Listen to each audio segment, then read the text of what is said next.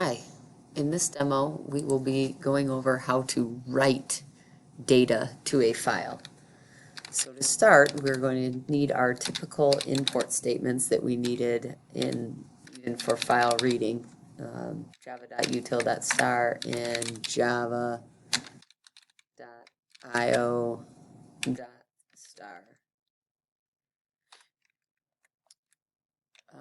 We are also going to want our throws IO exception with our main.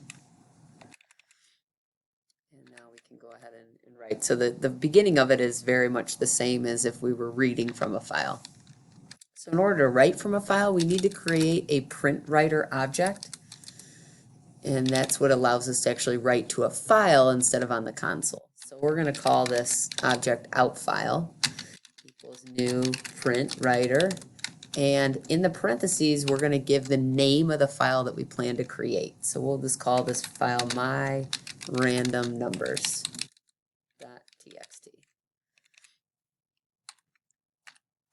Okay, so our job is to generate, let's say 50 random numbers and output them to a file. So I need a quick for loop that's going to run 50 times, right? So for int I equals 1, I is less than or equal to 50, I plus plus.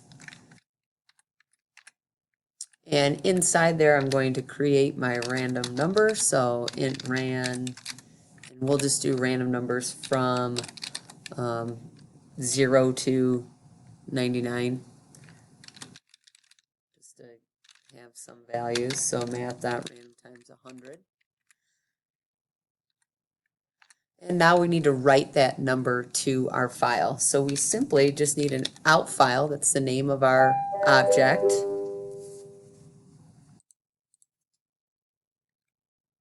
Dot. We're going to use the same thing we do if we do a system.out. So we're just going to use, in this case, we're going to use a println because I want it to be on a different line, each one. And we're going to just print that number. So instead of having a system.out.println, we're saying outfile.println.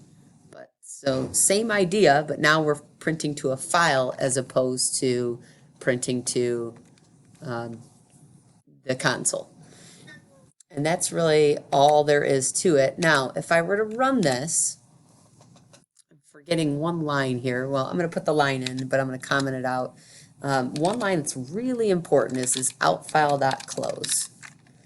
And if I were to run this without that line, we're going to see that, oh, I missed a...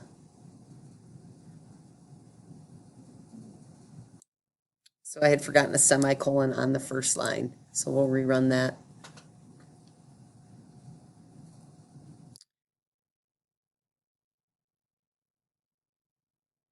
Oh, and I also use the capital I-O. It should be lowercase I-O.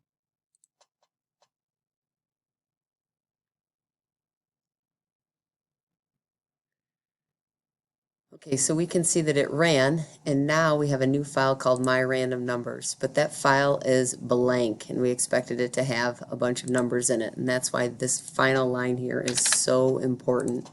So when we uncomment that final line that closes the file, that line is actually responsible for writing everything to it. So originally they all get stored in a bank, and then it needs to be written to the file. Now you can see when I open my file, my numbers are there.